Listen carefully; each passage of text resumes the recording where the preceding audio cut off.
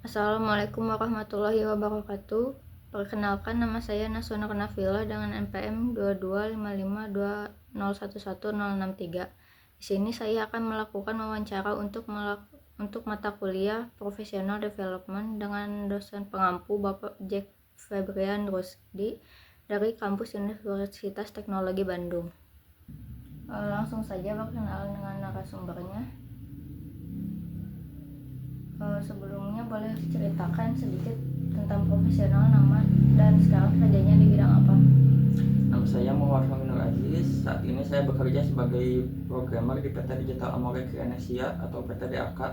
Fokus utama saya adalah pengembangan aplikasi web, terutama untuk sektor perbankan.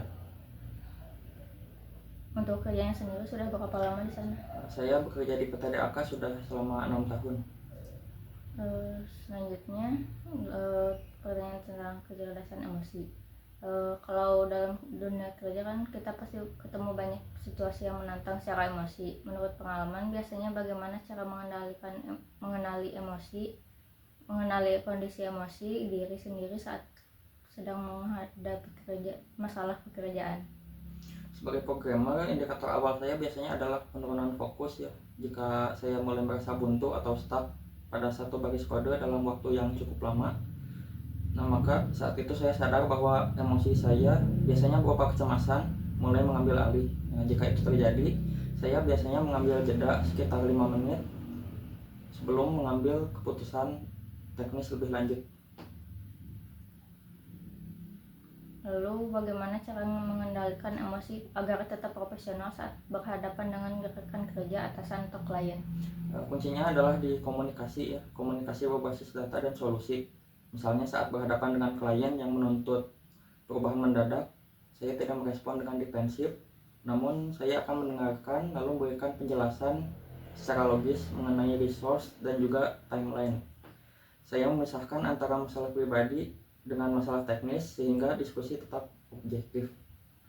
Biasanya faktor apa saja yang paling mempengaruhi kondisi emosi saat bekerja, baik dalam diri sendiri maupun dari lingkungan kerja?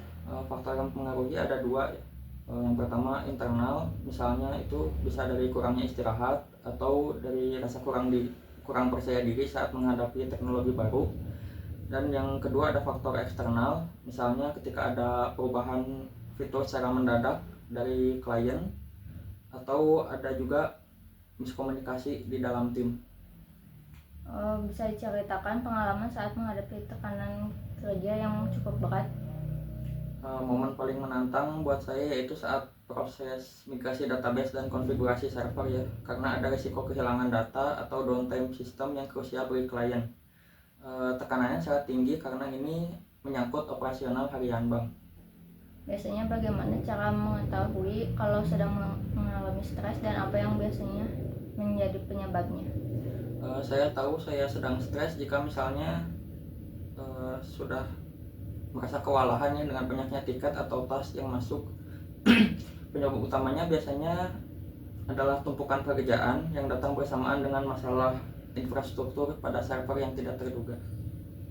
Apa yang biasanya dilakukan untuk mengelola stres tersebut supaya bisa kembali fokus dan produktif? Saya menggunakan teknik prioritas dan juga dekomposisi. Jadi saya memecah masalah besar menjadi tugas-tugas kecil yang bisa segera diselesaikan. Selain itu, saya menjauh sejenak dari layar untuk sekadar menyegarkan pikiran sehingga saat saya kembali ke meja kerja, logika saya sudah kembali jernih. Sekarang tentang tujuan karir. Dalam perjalanan karir, bagaimana cara menetapkan tujuan atau target karir?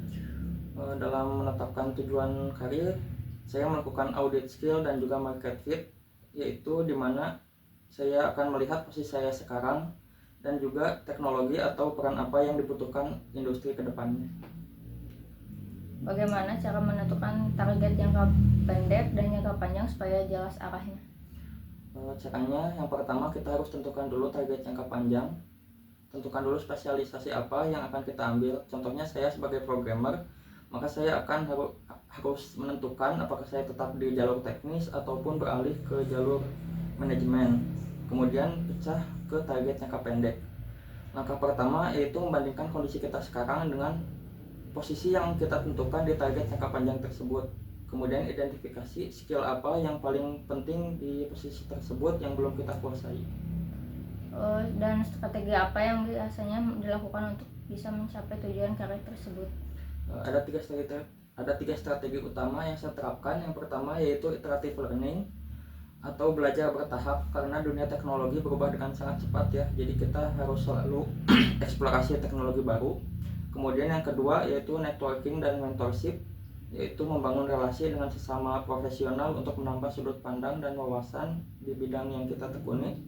Kemudian yang terakhir yaitu setiap hal yang dipelajari harus dibuktikan melalui hasil karya nyata. Target bisa dikatakan tercapai jika ada dampaknya bagi bisnis atau organisasi. Baik, terima kasih. Cukup untuk wawancaranya.